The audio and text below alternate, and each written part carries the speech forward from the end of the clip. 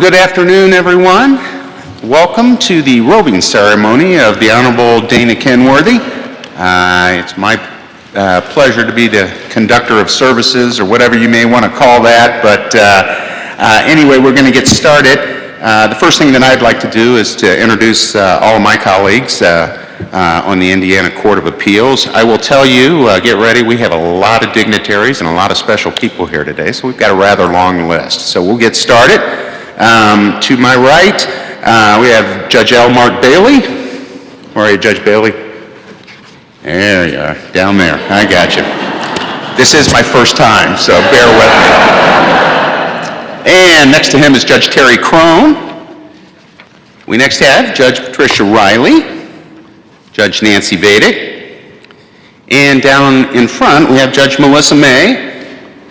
Seated next to Judge May is Judge Paul Mathias, Judge Cale Bradford, Judge Rudolph Pyle, Judge Elizabeth Tavitas, Judge Leanna Weissman, and before today, our newest judge, Judge Peter Foley. We also have our three senior judges with the Court of Appeals, names that you may recognize and people that you may know. We have former Chief Justice of the Indiana Supreme Court, Randall Shepard, and the former longest serving, although my understanding is back on the bench again, John Baker. And next to him, most recently retired senior judge, Ted Nachum, and we already miss him. So we also have some other individuals that are here with us today. And these are our special guests, and so I will go through these names. And first we have Joe Heerens, who is here with, on behalf of Governor Eric Holcomb, Sharon Jackson, and she is Deputy General Counsel for Governor Holcomb, and also Michael Nassett. They do a lot of the heavy lifting in this process. Thank you both for being here. We also have our State Auditor, Tara Klutz, who is here as well, and our new State Treasurer, Daniel Elliott. Where are you, Mr. Elliott? I'm here. You're not here. All right. Also, we have from our House of Representatives, the Honorable Ann Vermillion. Thank you. The Honorable Tim Harris. Where are you? These are all District 31s. And the Honorable Kevin Mahan. Thank you, sir. We have a lot of trial judges here today. As some of you may or may not know, we have a great program that Chief Justice Shepard started many years ago called our Graduate Program for Judges, where judges from all over the state get together in kind of a small group for 2 weeks, consecutive years. And it's really proven to be a very valuable tool for the judiciary. So we have a lot of those individuals here who were in Judge Kenworthy and Judge Foley's class, which my understanding was known as the BCE, the best class ever. Some of us who have been through the program aren't sure we agree with that, right, Judge? Where's Judge Dolhanty? I know he probably doesn't agree with that. So first of all, we have the Honorable Kent Apsley from Shelby Superior Court. Brian Blade, judge from Blackford Circuit Court. The Honorable Heather Barajas from Montgomery Superior Court. We have Stephanie Campbell from Fountain Circuit Court. Teresa Cataldo, judge in Elkhart Superior Court. There you are. And we have Joe Claypool, judge in Harrison Superior Court. The Honorable John Cleary from Dearborn Superior Court. The Honorable Mary DeBoer from Porter Circuit Court. The Honorable Jennifer DeGroot. Where are you, Jennifer? There you are. Judge Allen Superior Court. The Honorable Darren Dolhanty. There he is. All right. The Honorable Kim Dowling from Delaware Circuit Court. And I don't want to leave you out, Darren. Darren's from Wayne Superior Court. Kim is from Delaware Circuit. Mark Dudley is judge in Madison Circuit Court. We have John Evans, another judge from Harrison County, the Harrison Circuit Judge. Lisa Glickford, judge from Clark Superior Court. Clayton Graham, Marion County, one of my former colleagues. The Honorable Faith Graham, judge, Tippecanoe Superior Court. We also have with us today Kelsey Hanlon, who is from Owen Circuit Court.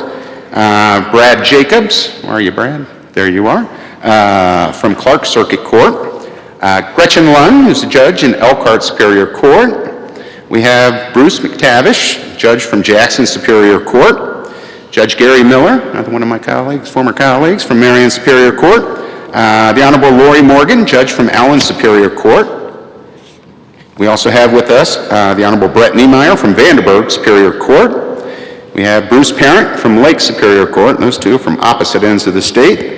We have Lakshmi Reddy, who is the judge in Vigo Superior Court. Welcome. We also have the Honorable David Riggins from Shelby Superior Court. We have Honorable Timothy Spar from Miami Circuit Court. The Honorable Jeff Todd from Grant Superior Court. And last, well, no, we got more after that, but There's another page. there's another page. And a half. And a half, the Chief Justice just reminded me. But don't want to leave out the Honorable Heather Welch from Marion Superior Court. And then we have some magistrates. Magistrate Sally Barish from Boone Circuit. We have Magistrate Joni Grayson from Clark. Beth Jansen, who is from here in Marion County. Magistrate Brian McLean from Grant Superior Court 2. Lisa Garcia Rager from Clark Superior Court 5. Amanda Yonley, Magistrate from Delaware Circuit 2. The Honorable Michael Bergerson, Senior Judge. Thank you, sir, for being here. The Honorable Nancy Gettinger, also a Senior Judge. We also have the Honorable Warren Haas, who's a Senior Judge. And the Honorable James Humphrey, a retired judge as well. And lastly, the Honorable Tammy Summers, retired magistrate, I believe, from Hendricks County. So welcome to all the trial judges here. We do have two federal officials. One of my favorite federal judges, Judge James Sweeney, is here with us today. Where are you, Jim? There you are. Thank you, sir. And one of my all-time favorite people, Susan Brooks. Where is she? Believe it or not, we went to college together. Scary, isn't it?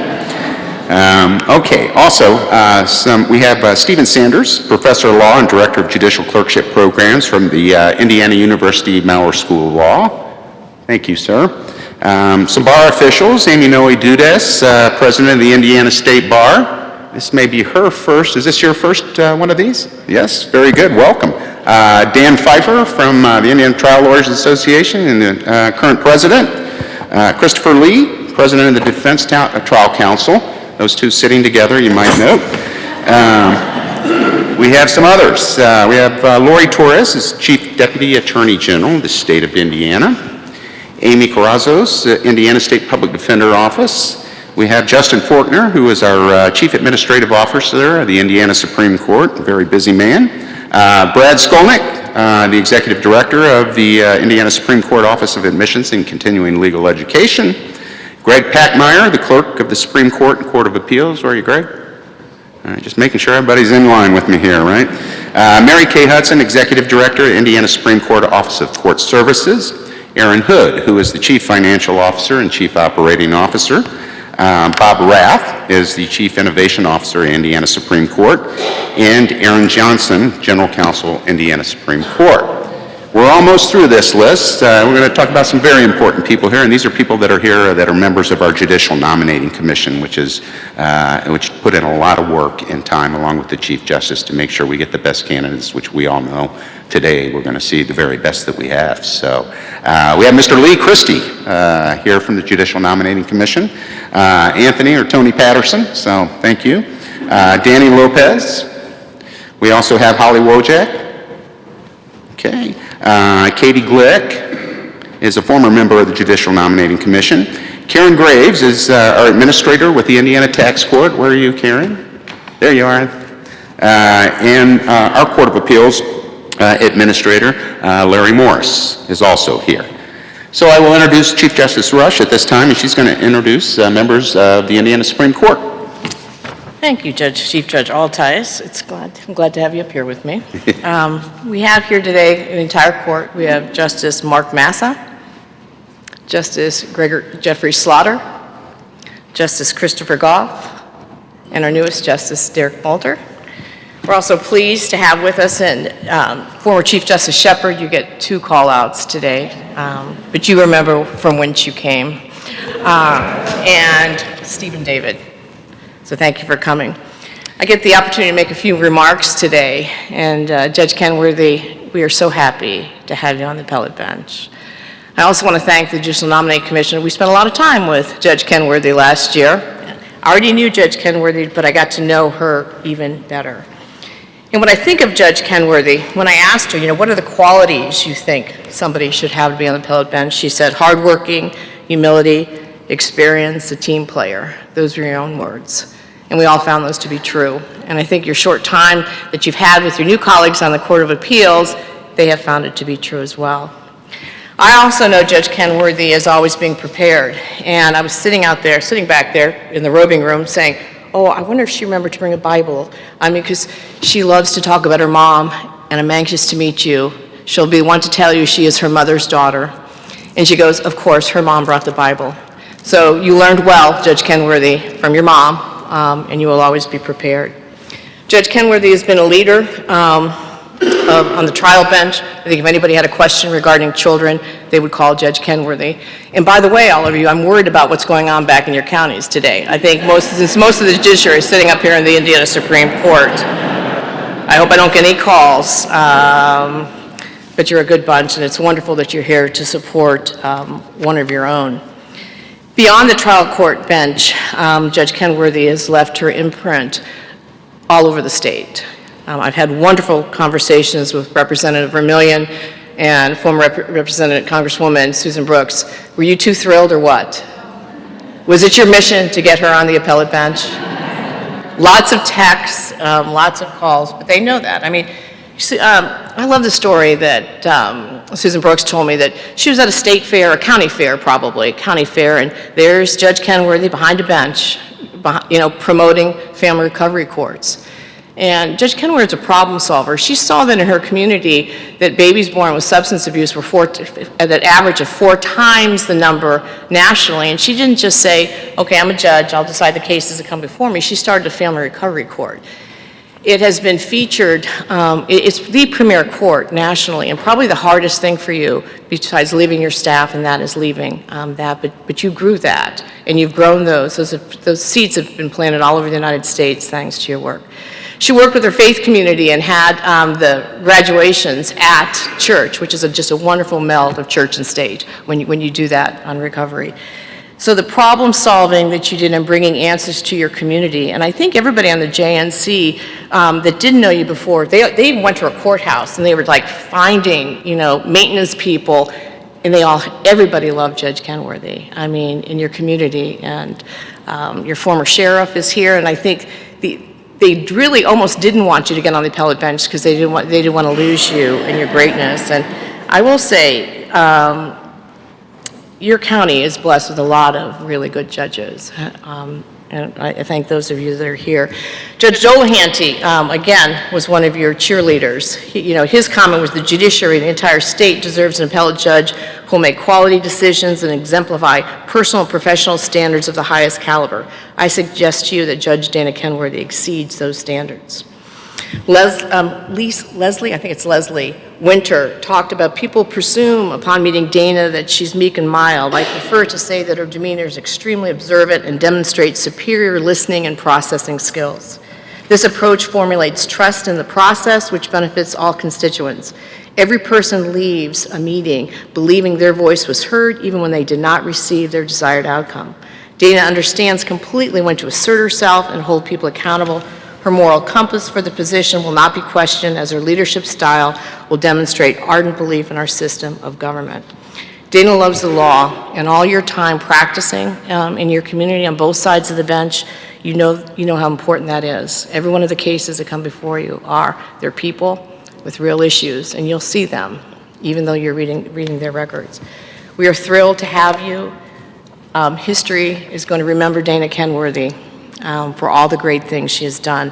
And we're very pleased to be able to watch and work with you on this next chapter. Congratulations, Judge Kenworthy.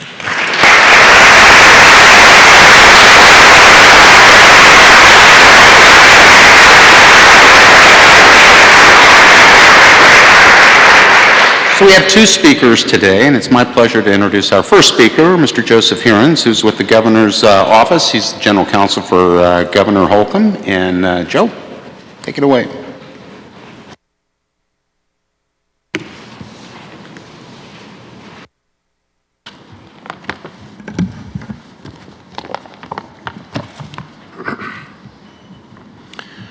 Chief Justice Rush, Chief Judge Altice, justices, judges, and honored guests, good afternoon.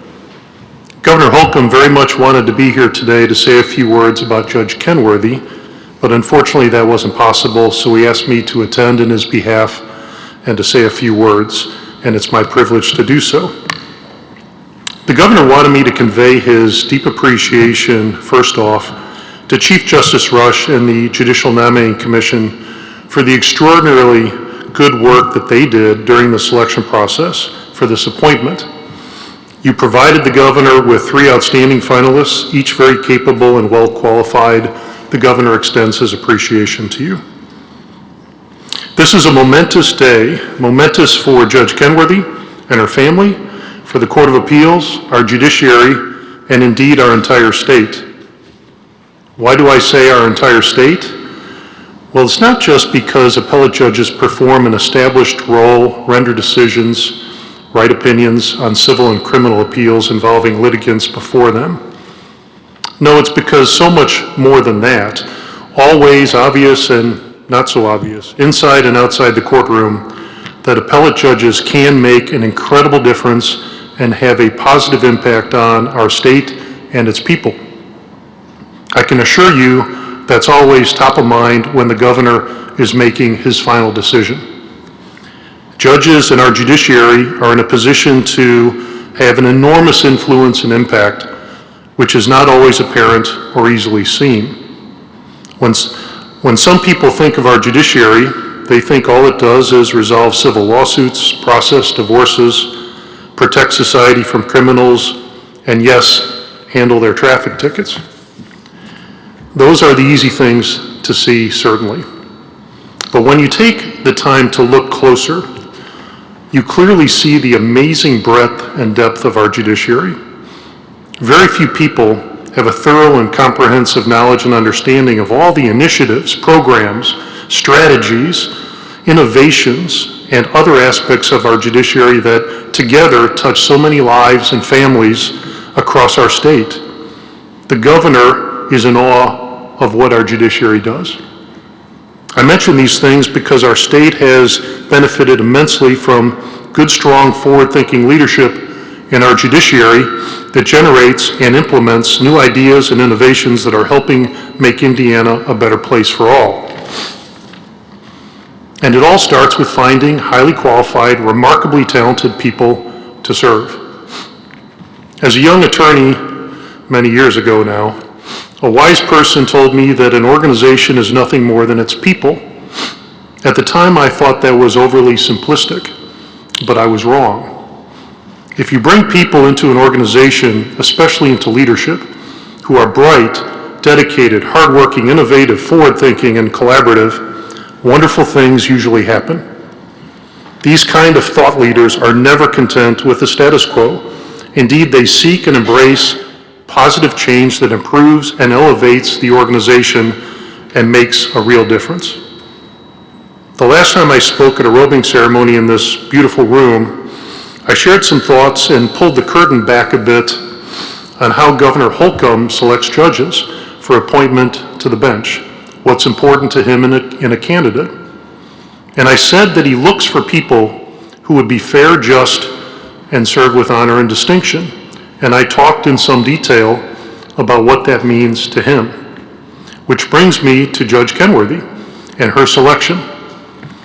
From the first conversation about Judge Kenworthy that my team and I had with the governor, he was impressed with her and all that she has accomplished in a short period of time as a lawyer and a judge, and he was eager to learn more.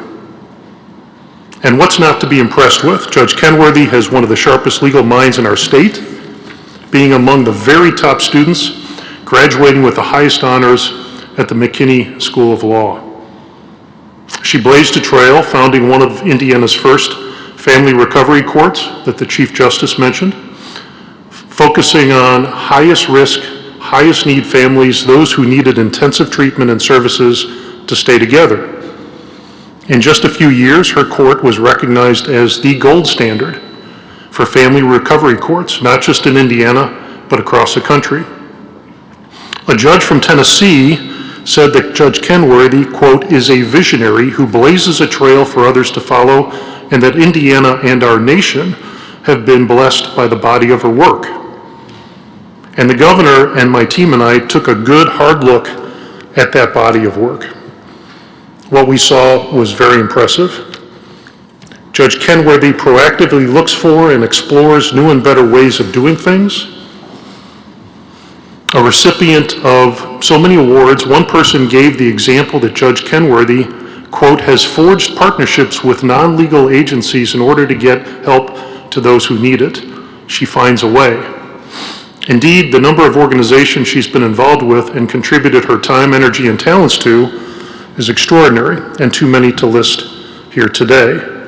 Needless to say, the list is long and clearly shows her deep commitment to serving with distinction the judiciary and our state.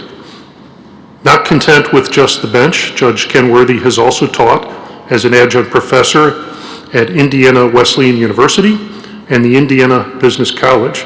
Education is also very important to her. And she has mentored numerous interns over the years, and a sign that hung in her office displays the following quote, "A sign of a good leader is not how many followers you have, but how many leaders you create." In her time on the bench, she has tried hundreds of bench trials and about 80 jury trials, but that's not what's really impressive. What's really impressive is that her reversal rate on appeal is not only low, it's extremely low. And yes, we do look at those things as part of our vetting process.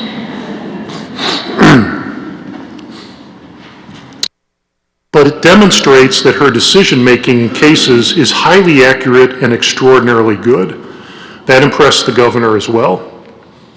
Our Deputy General Counsel Sharon Jackson and I were in Grant County last week, interviewing candidates to fill the vacancy created by Judge Kenworthy's appointment to this court. We talked not only with the candidates, we also talked with others who work inside and outside the courthouse. A common and consistent theme we heard is that the Grant County Judiciary is not content with simply getting its routine work done. Rather, it strives for excellence in many ways, and that Judge Kenworthy is a big reason for that.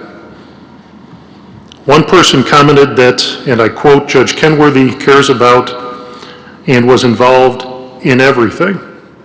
Another said that while she will be sorely missed on the local bench, having her on the Court of Appeals is inspirational. And I'll conclude by sharing the governor's own words at the conclusion of his remarks back in December when he announced Judge Kenworthy's appointment. Governor Holcomb said, quote, "In closing, listing the rest of Judge Kenworthy's accomplishments would take the remainder of the day. But I bet if she were to make a list, there are 15 accomplishments she's most proud of. The 15 foster children she and her husband Alex have made part of their family and home over the years." The governor continued by saying, quote, "I couldn't be more certain that Judge Kenworthy is the right choice to join the Court of Appeals, and I couldn't be more confident that she will serve honorably and justly and make not just history, but her own unique mark in the years ahead." Judge Kenworthy, on behalf of Governor Holcomb, congratulations.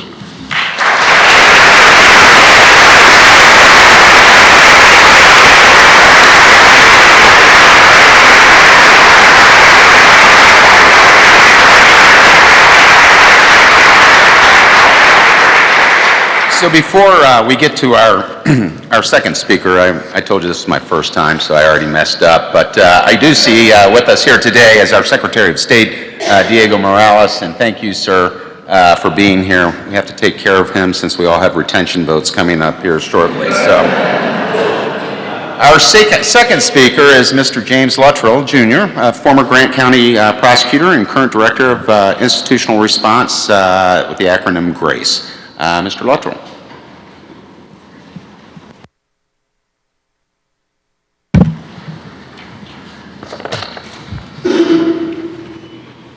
Thank you, Chief Judge Altice, Chief Justice Rush, justices, judges, honored guests, friends,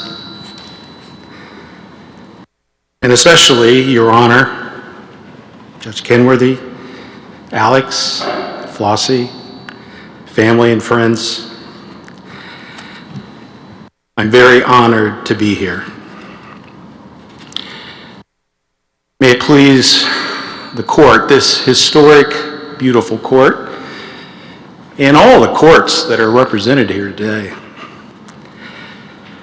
Dana Kenworthy was born in a small town. Amboy, Indiana, population 319. A small percentage of people here know Amboy pretty well. Most of us could not find it on a map. I'll help you out. According to the Miami County website, Amboy is a quiet community in southeastern Miami County. That's to distinguish it from those loud, bustling metro areas of Peru and Converse. It's the kind of community where if you're Swayze or Sweetser and you want a slower lifestyle, you might make a move. Now think about it. When John Mellencamp was born, Seymour had about 10,000 people. He was born in a small town? I don't think so. Those who know Judge Dana Kenworthy know that who she is as a judge is who she is as a person. And who she is as a person comes straight from where and how and by whom she was raised. And we therefore know that however small Amboy may be, it was big enough. It was big enough to teach a young girl the lessons in life that are most important. The importance of family and community, the importance of knowing your neighbors, helping your neighbors. Big enough to study books and study human nature. And there were enough people nearby who were less fortunate and could use a helping hand. Enough life lessons. Especially if you are a most careful and thoughtful observer, if you paid close attention. The writer Flannery O'Connor said she saw more from her front porch on her Georgia farm than she would ever see on a European tour. When you have very little to see, she said, you see it very closely. In the movie Lady Bird, the teacher, upon reading an essay by Lady Bird about her hometown, tells her, you clearly love Sacramento. I do. You write about it with such care. I guess I just pay attention. Well, don't you think, responds the teacher, they're the same thing, love and attention? Young Dana Kenworthy may not have had a lot to see in Amboy, but she saw it all very closely. And that assiduous attentiveness, I was proud of that phrase when I thought of it, became one of her greatest attributes as a lawyer and a trial judge. I'm curious about this phrase, may it please the court. I hesitate to ask here, but I'm curious about how often is the court actually pleased with what follows? May it please the court. I can tell you 5 things that pleased Judge Kenworthy's court. Show respect for the law and for the court, and of course that meant the court staff as well. Be prepared. You better know the facts and the law, and counselor, don't misrepresent either one. Be civil toward your opposing counsel, the parties, and witnesses. Number 4, bring a little passion, not too much, but bringing a little life into the court was always welcome. Be timely. Be on time and don't waste time. Sorry, Judge. At the Grant County, all the Grant County folks here today know of Judge Kenworthy's vast volunteerism. and all the justices and judges know of your numerous contributions that you've made to the state judiciary. I was trying to find 2 lesser-known facts about Judge Kenworthy. So here's a couple. Dana Kenworthy loves to travel and explore historic places. Since Judge has taken numerous road trips with her good friend and my former office manager, Terry Turney, I thought I had the inside track to some good stories. Now, I didn't expect to hear any Thelma and Louise adventures, but I knew there would be some interesting and humorous experiences. What I learned, Judge, is that you inspire great loyalty. My former office manager told me, in no uncertain terms, what happens on road trips stays on road trips. All I could gather was there was something about being lost on a perilous, narrow, one-lane road in the Blue Ridge Mountains that was lined with trespassers will be shot signs, and you named it the Road to Deliverance. I learned that people watching is your favorite road trip activity, whether you're in a cafe in Charleston or on a busy commuter train at rush hour in Boston, mapping out an imaginary life and narrative for the people that you're watching. The second little-known fact is that Judge Dana Kenworthy, this steady, serious person we all know, is actually very talented at doing impersonations. Her natural shyness keeps a lid on it most of the time, but she's such a keen observer and she loves colorful characters, those bigger-than-life personalities you might see in a run-of-the-mill juvenile court session or on the criminal docket session, or in just your ordinary, average Juvenile Justice Improvement Committee meeting. Speaking of colorful characters, you made great use of your attentiveness in the courtroom. I'll never forget your last trial. It was stemmed from a cold case investigation, and you were to take the bench in a couple of weeks. It was the last time you would stand in front of a jury to give a summation. State of Indiana versus Alfred Solomon. The murder occurred on March 2nd, 1979. I was in my first year of law school at Pepperdine. You were in first grade at Converse Elementary.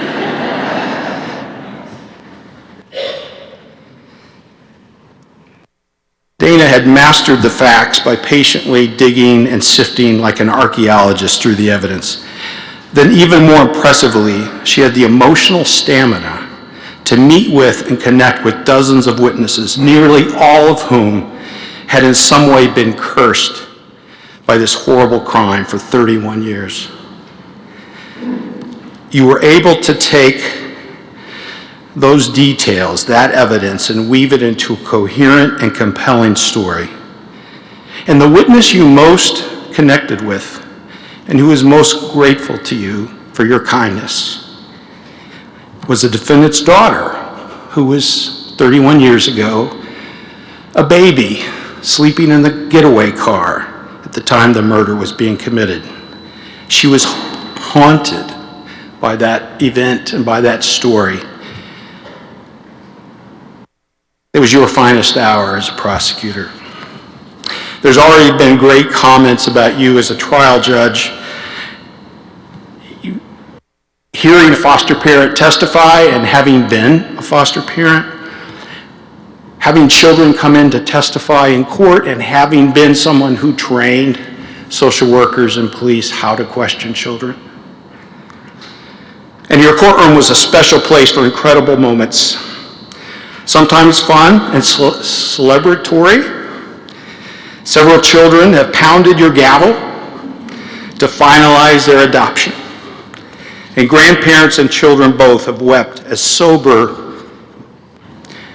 moms and dads spoke words of gratitude at Family Recovery Court graduation. Of course, there were profoundly sad days.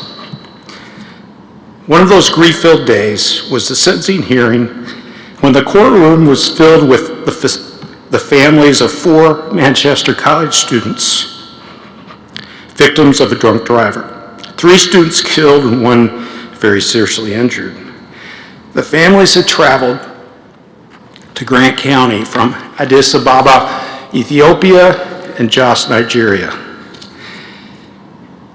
They eloquently spoke of their shattered dreams for their children they had sent to America for an education. It was an intense and emotionally charged courtroom as the families of the victim and the offender spoke of their grief and the impact of the crime. You discerned that point in time to be a particularly poignant moment and presided over and preserved for them a sacred space where they could honor those they lost and seek justice. It was one of your finest hours as a judge. You have paid great attention as both a lawyer and a trial judge and served extremely well. We are so proud of you. You will be an even better Indiana appellate court judge, in large part because you pay attention to what truly matters. And yes, love and attention just may be the same thing. Thank you and congratulations.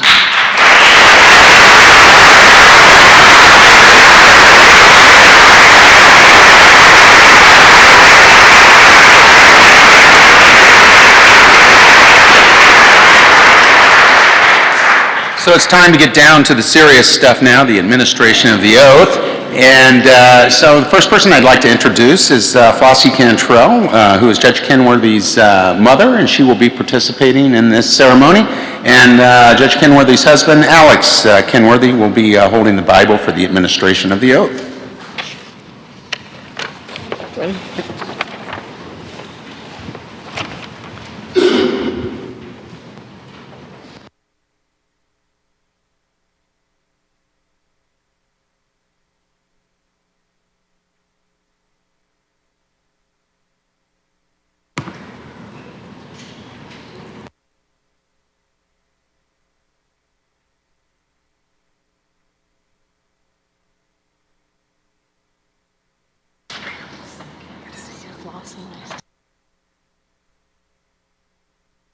I state your name. I, Dana Jo Kenworthy, Do solemnly swear do solemnly swear that I will support the Constitution of the United States that I will support the Constitution of the United States and the Constitution of the State of Indiana, and the Constitution of the State of Indiana, and that I will faithfully and impartially discharge and that I will faithfully and impartially discharge the duties of a judge of the Court of Appeals of Indiana the duties of a judge of the Court of Appeals of Indiana to the best of my skill and ability, to the best of my skill and ability, so help me God. so help me God.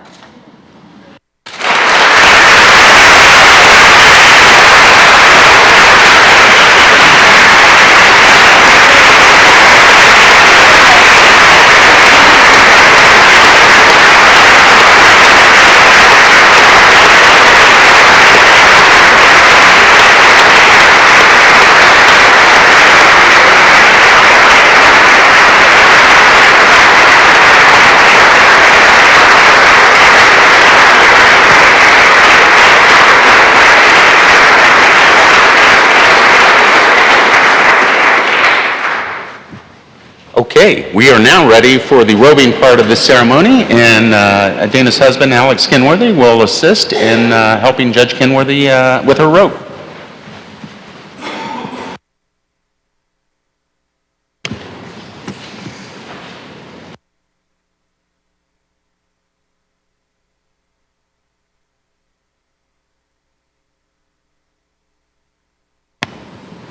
Boy, you did a pretty good job with that.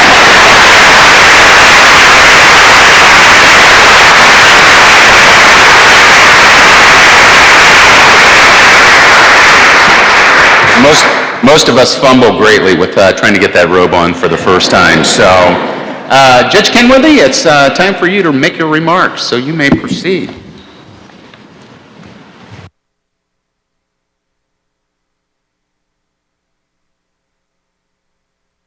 Chief Justice Rush, Chief Judge Altice, family, friends, colleagues, and distinguished guests, thank you all for being here today. It's humbling to stand before you today in this center of the rule of law in Indiana. You can feel the history in this building, in this room, the collective humanity of the law, the wisdom of the ages. It's my great honor to serve in this new capacity and to be a part of something so much bigger than myself. Thank you to Governor Holcomb and his team, Joe Herons, Sharon Jackson, Michael Nossett, for entrusting me with this position. And thank you, Joe, for the kind remarks today. Thank you to the Judicial Nominating Commission members and the staff. The members spend countless hours in addition to their full-time responsibilities and family responsibilities. Indiana has much to be proud of in its merit selection process, and a long process it is. In 2022, I participated in 2 processes, 8 formal interviews with commission members and governor's team members, as well as numerous one-on-one meetings. I can tell you from experience that each member of that process is prepared, diligent, and really very likable. They provide important service to the citizens of Indiana, and I would be honored to count each of you among my friends. During my last public interview with the JNC, Commission member Danny Lopez asked a question that I've continued to reflect on since that day. Did you have a favorite case or a best day that you would like to go back and relive? I gave one example in that interview, but the truth is there could have been many, many examples of my best day. The past year has been a year of introspection for me, culminating in today, which is a day of gratitude. I have many people to thank, too many to name here today, but if you're in this room, you are responsible for many of my best days, including today. Thank you to my predecessor, now Justice Derek Moulter. I have to tell you, Justice Moulter, that close friends have asked me if this situation is awkward. And the answer is no. And that's largely due to your character, Justice Moulter. For those of you who don't know him, he is incredibly intelligent and a genuinely nice guy. I look forward to getting to know him better as we cross paths going forward. So thank you, Justice Moulter, for keeping my seat on the Court of Appeals warm. For a little while, anyway. I've now had the honor of being sworn in by 2 of my judicial role models. On January 18th, my first day, I was sworn in by Judge Maggie Robb in a private ceremony. Judge Robb, for those of you who may not know, was the first female judge, chief judge of the Court of Appeals, and will retire at the end of May. She even let me use the Bible that she used to take her initial oath, which was quite an honor. She's a trailblazer, my next door office neighbor, and has been so supportive this past year. Although she couldn't be here today, I did want to publicly thank her. Chief Justice Rush has been a role model to me for many years.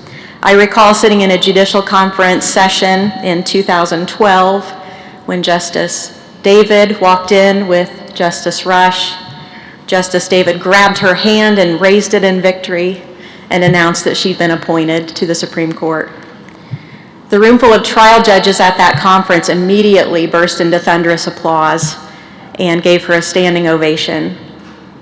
She is absolutely tireless, and she lives up to her stellar reputation every single day.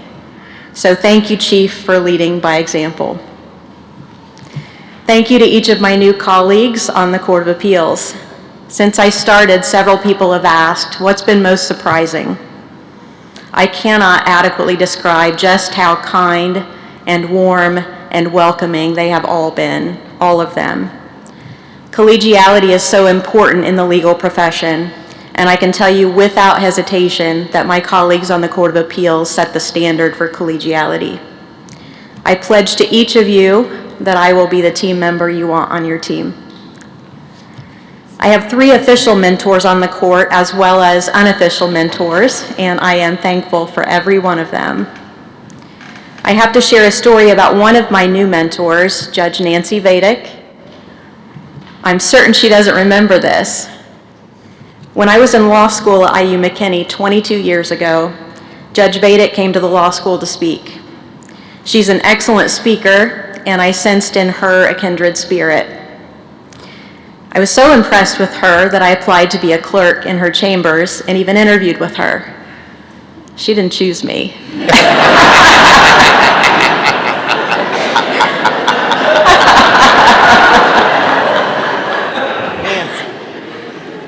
But when I was appointed to this position, Judge Vedic approached and said, "I've decided I'm going to be your mentor." Boy, does it feel good to be chosen by Judge Vedic. And my instinct was right. She's a kindred spirit. Thank you, Judge Vedic. You've heard already today from one of my original mentors, Jim Luttrell. I met Jim at the Grant County Prosecutor's Office in 1994 when I was doing an internship for my criminal justice major at Ball State. That internship led into a job as an investigator/paralegal at the prosecutor's office. I returned as a certified legal intern after my second year of law school, and then as a deputy prosecutor in 2001. You've probably gotten a taste for it today, but Jim is the finest trial lawyer I've ever seen. And he taught me how to be a trial lawyer. More than that, Jim is a good friend, and he is a good human. And I am so very grateful, Jim, for all of your guidance and friendship, and for your remarks today. So thank you. Retired Grant County Judge Tom Hunt, I believe, is here somewhere. I tried several jury trials before Judge Hunt as an inexperienced deputy prosecutor. Not all of those went very well for me. After each case was over, I would go to Judge Hunt and ask how I could improve. And every time he took the time to give me words of encouragement and words of advice on how I could improve going forward. Then when I was a brand new judge on the trial bench, guess who's in my jury pool? Judge Hunt showed up, and he sat through the entire selection process, never made it to the box. But I can tell you there was nothing daunting at all about having your mentor in the room during jury selection on one of your very first jury trials. Thank you to Judge Hunt for his guidance over the years. Another role model, Congresswoman Susan Brooks, is here today. I respected and admired her from afar for many years before I met her. And then I had the opportunity to meet her in person. And I was not disappointed. She is gracious, tenacious, intelligent, and authentic. I called her early last year when I was beginning the process and asked for some advice on how to start the process. She suggested that I have my elevator speech ready. My response? What's an elevator speech? She had to think at that point, oh, this girl's got her work cut out for her. Thank you, Congresswoman Brooks, for your encouragement and also for your support of the Family Recovery Court program for all the years. State Representative Ann Vermillion is also here today. And if there is anyone who can rival the energy level of our Chief Justice, it's Ann Vermillion. So I think both of them in the same room at the same time, there's just a buzz in the air today. Annie, I value your friendship and your encouragement more than you know, so thank you very much. My Grant County Family Recovery Court team is here today, and you've heard a little bit about what that program is. We work with highest risk, highest need families. I've said if St. Christopher had a court, it would be a family recovery court. The team includes DCS attorneys and case managers, parent attorneys, CASAs, foster parent representative, treatment providers, housing authority, and many community partners. I'm very, very proud of this Family Recovery Court team, who is one of 8 national peer learning courts. And that is entirely a testament to this team, my $1 million team. To date, 42 participants have graduated, and more exciting to me, 13 babies have been born substance-free.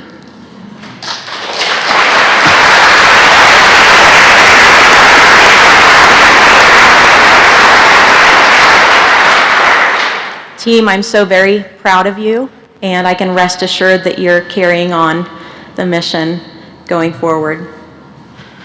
Many other friends and colleagues are here from Grant County or watching online today. We've had some flu outbreaks, so some couldn't make it. Judges Jeff Todd, Mark Spitzer, Warren Haas, Jason McVicker, and Magistrate Brian McLean, my brothers on the bench. Grant County is so fortunate, as Jim alluded to today, to have a judiciary of hardworking, smart, and respected judges. You really are like family to me, and I already miss our breakfast meetings. For the Grant County attorneys, we have some in the back there. I miss your entertaining shenanigans. And for the particular attorneys in attendance today, there were a lot of them. For my women's leadership breakfast crew, what a treat it was to have regular meetings with no agenda, where we could work out shared challenges and no one had to cook breakfast. Adam Williamson is here today. He's a teacher at Mississinawa High School. Mr. Williamson leads a critically important program called We the People, the Citizen and the Constitution. He works hard to ensure that our young people graduate with an understanding of their civic duty and ready to become productive citizens.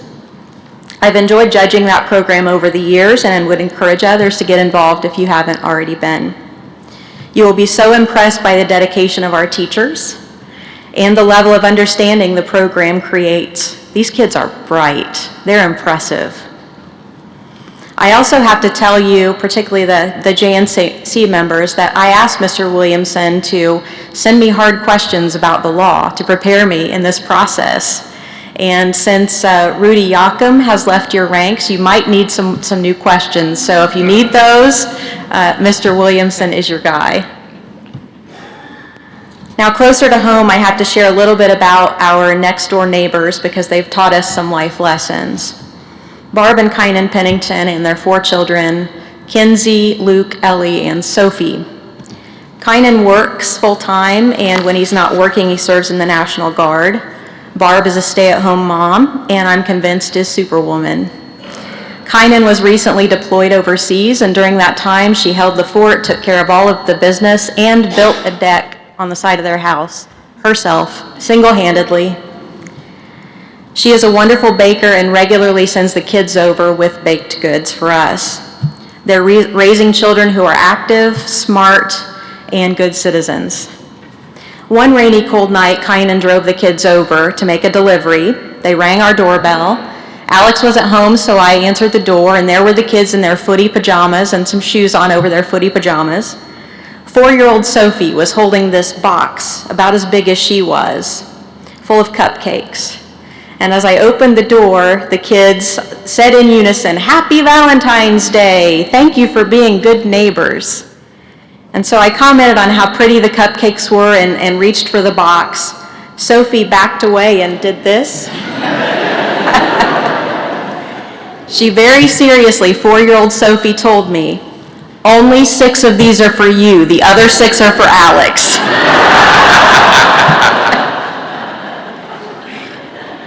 We chatted for a few more minutes, and as they turned to leave, Sophie again turned and said, "Remember, only 6 of those are for you. The other 6 are for Alex." What a great reminder to this judge from a 4-year-old girl, the importance of fairness, especially to the little ones. A few days ago, Barb sent over a going-away gift for us, a homemade bottle of white wine.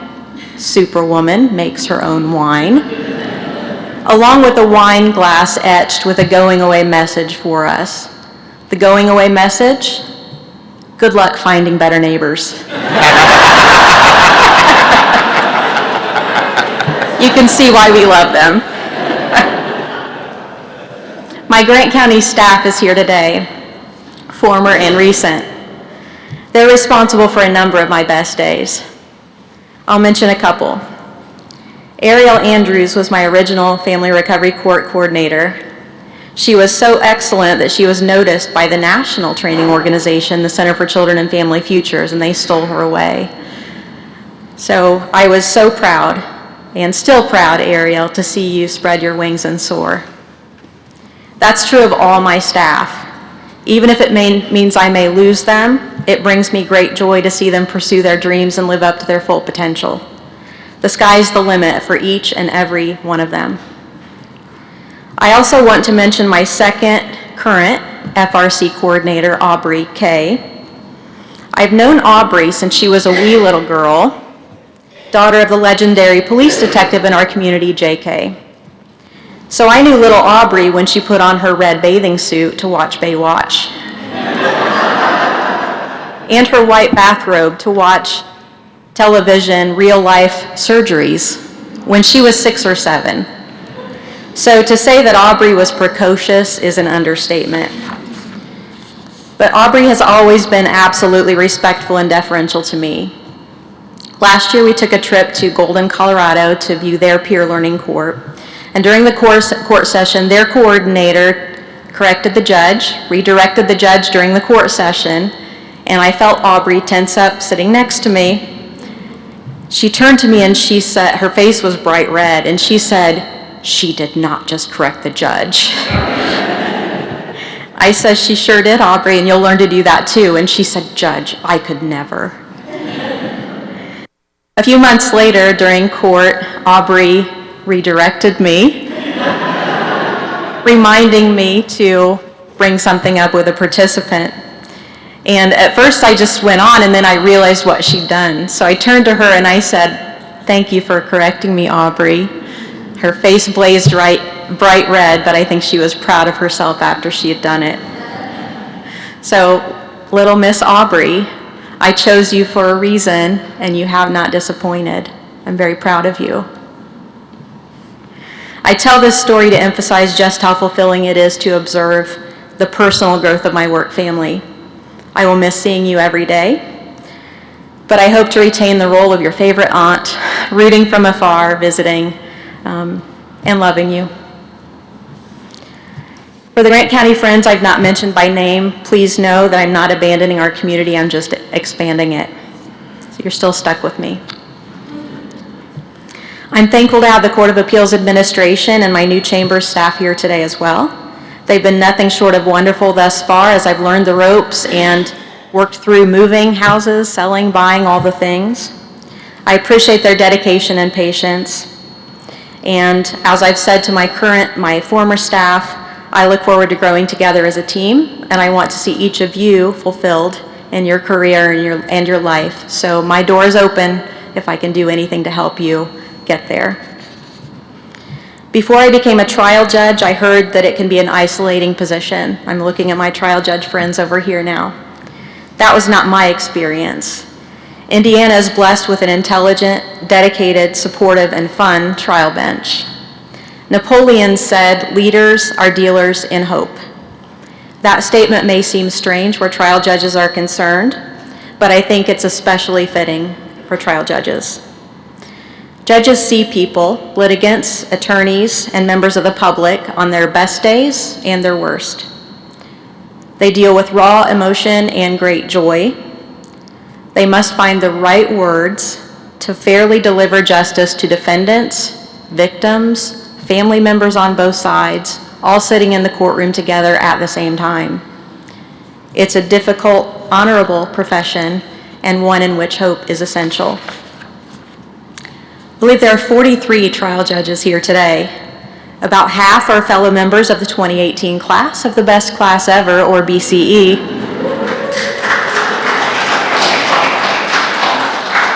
Judge Foley and I are part of that same class, and so we're striving to live up to the name. All of these judges here today and many more watching have become dear friends during my time on the bench, and I know each and every one of them to be dealers in hope. One of those I'm going to single out, and that is Judge Darren Dolahanty. I had the great good fortune of getting to know Judge Dolahanty, who's from Wayne County, We met, 11 or 12 years ago, serving on the Juvenile Justice Improvement Committee, I believe. And when I introduced myself as Dana Kenworthy from Grant County, he said, ugh. Grant County. Wayne County's always getting compared to Grant County because we have the same demographics. I feel like I'm Seinfeld opening the door to Newman. This past year, Judge Dolahanty became my head coach. I'd get encouraging text messages at random times with interview questions like, quick, tell me three reasons why Dana Kenworthy is awesome. 3 reasons for improving the justice system. He would text reminders to get a good night's rest, to watch a comedy movie, and my favorite, remember to hydrate. If he ever chooses to retire from the bench, he has another calling as a coach, after he publishes his book and writes an album of songs, of course. Thank you, my friend. I'm very happy to be the Newman to your Seinfeld. Last but not least, I'm eternally grateful to my family. I was born and raised in Amboy, Indiana, as you've heard. My grandparents, Dave and Agnes Griggs, lived next door. Each of them had 9 siblings, and they grew up in the Depression. Granny Griggs, or Agnes, babysat for me and my brothers and many of my cousins while our parents worked. She also raised their 5 children, of which my mom was the oldest. Granny Agnes was legendary for her strength and her grit, so much so that Agnes became synonymous with stubbornness. Not too long ago, my cousin Michael reported that his lawnmower was so cantankerous that he named it Agnes. My mother, Flossie, still lives in my childhood home. She carries on that trait of stubbornness, so I come by it honestly. At times, my husband Alex refers to me as Little Flossie. I met my husband Alex in 1996. I was a paralegal in the prosecutor's office, in charge of managing witnesses for a shooting trial that the shooting happened in a local restaurant. Alex was a police officer on deck to testify. It was not love at first sight. He thought I was stuck up because I was not affected by his best impression of Joey from Friends. How you doing? And I thought, who is this goofball? After the trial was over, he asked me out. I turned to my workmate, Nancy Carrico, and said, it's only lunch.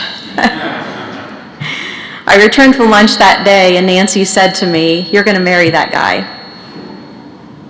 There are more chapters to our origin story, but fast forward, and we've been married for almost 26 years. As you've heard, we fostered 15 children, and we're blessed to have them in our home. Short times, longer times, they were a blessing to us. He is my polar opposite and my best friend.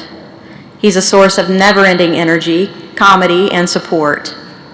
As we were driving to Indy for the press conference in December, he said, honey, you've made my dreams come true. We get to move south.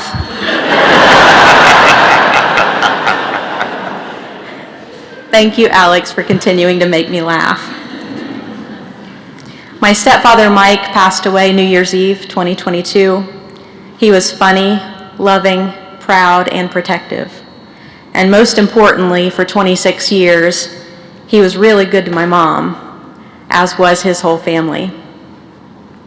I have 3 older brothers, Brian, Bruce, and Terry, one in the UP of Michigan, one in Florida, and one under the weather in Amboy today. We were all together last month for Mike's funeral and had a good time reminiscing. The boys were born within 18 months of each other, one after the other, and there was a 6-year gap, then there was me. So 3 older brothers, gap, then me.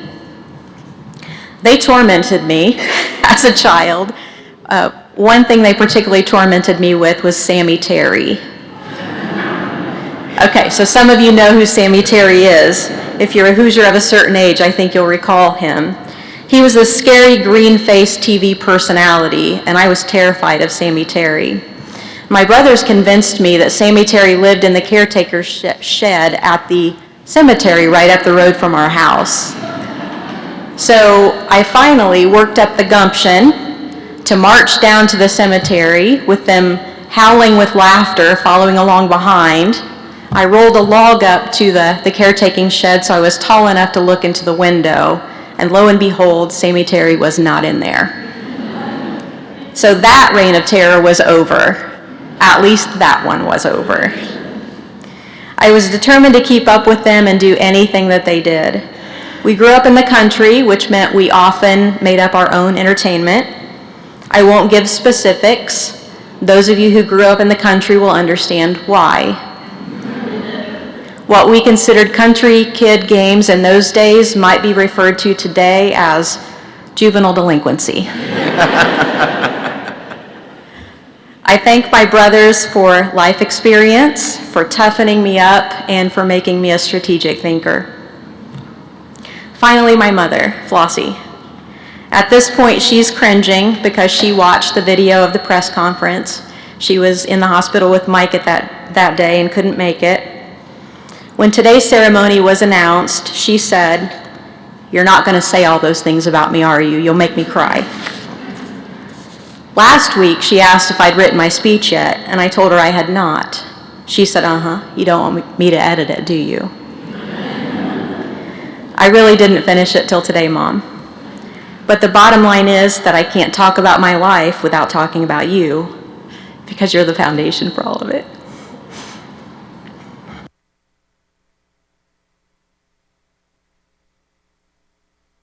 I'm proud to be my mother's daughter. My mother supported a family of 6 by working 6 days a week as a cashier at the Amboy supermarket.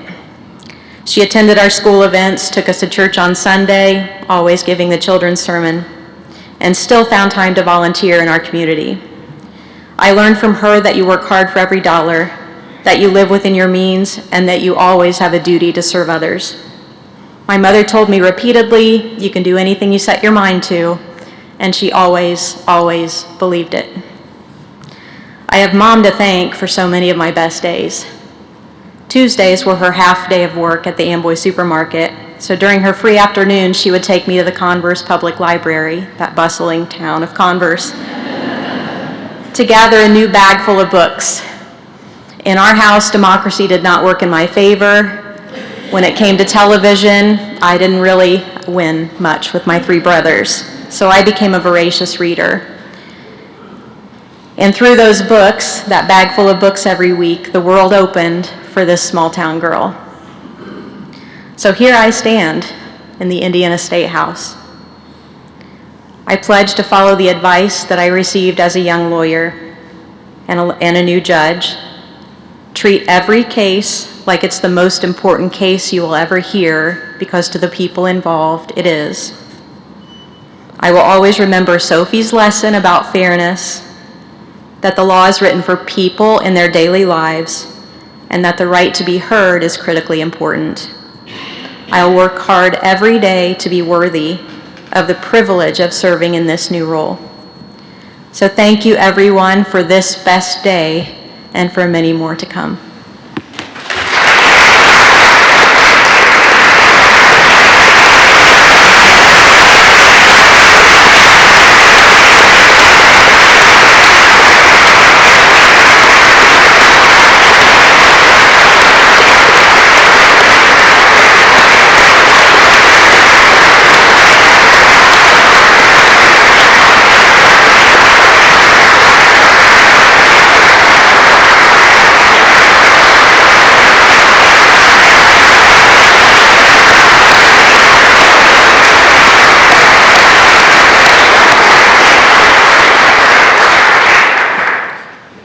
She is definitely a take-charge lady. It was now, I was getting ready to say, it's my opportunity to officially welcome Judge Kenworthy, and Judge Kenworthy, you can take your place next to Judge Foley, but she did it on her own, so.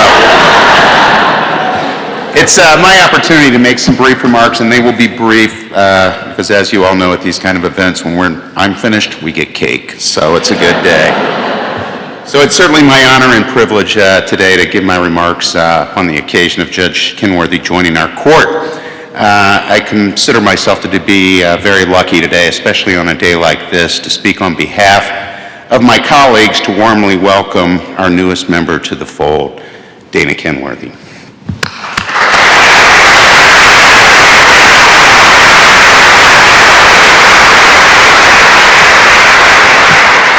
Not that brief, Judge Bradford. I got more.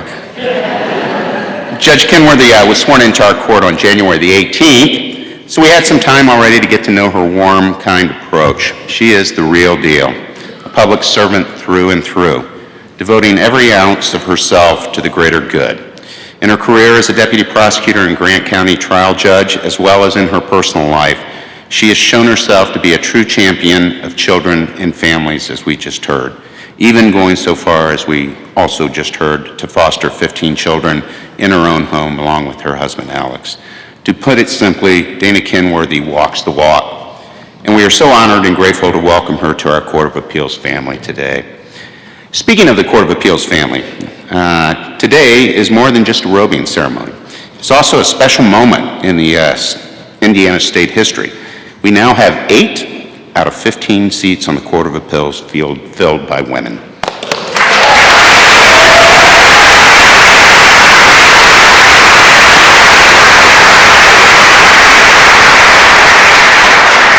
It is worth noting that only 10 women have ever been appointed to the Court of Appeals since it was formed in 1891 out of 123 judges. It is truly an honor and a privilege to serve as judge on this court and at this special time. The appointment of Dana Kenworthy continues a legacy started in 1978 when Sue Shields was appointed to the appeals bench. She was followed by 10 more women, including Linda Cheatham, Betty Bartow, both of whom are now retired. And now the 8 women on our current bench, including Judge Robb, our first ever female chief judge, and Judge Vedic, our twice elected female chief judge. Not a round of applause.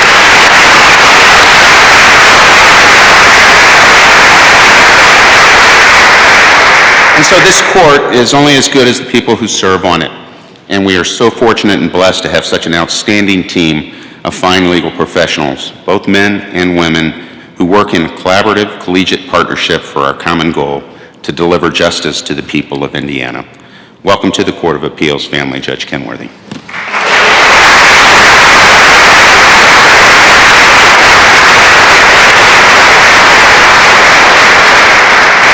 And so that concludes our ceremony, and as I said, we've got cake outside. If you will all join us out there as soon as we are out of here, look forward to talking to everyone. Thank you.